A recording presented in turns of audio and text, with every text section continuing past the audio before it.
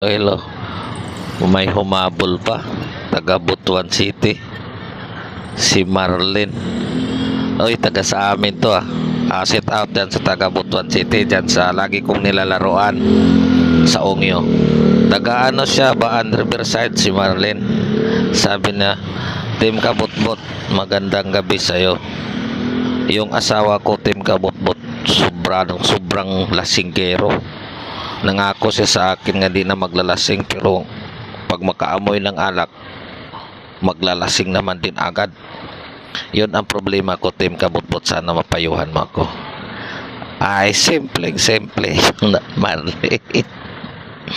Kasi sabi nila, pinakabisang ipik na parang madala siya mag-inom na.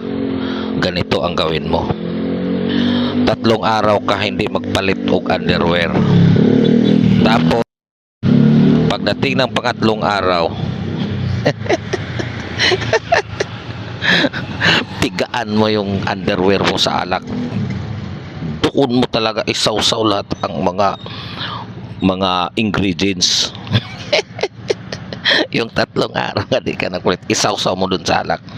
Tapos alak o soft drinks pwede rin, ipainom mo sa kanya. Di para yan siyang aso nga kung anong gusto mo susundin niya.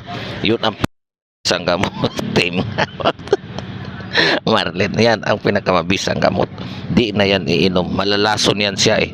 Biro mo 3 araw kandi magbihis, tingnan natin kung di yan siya malason. Para yan siyang magayong subukan mo, mabisang gamot yan, Marlene.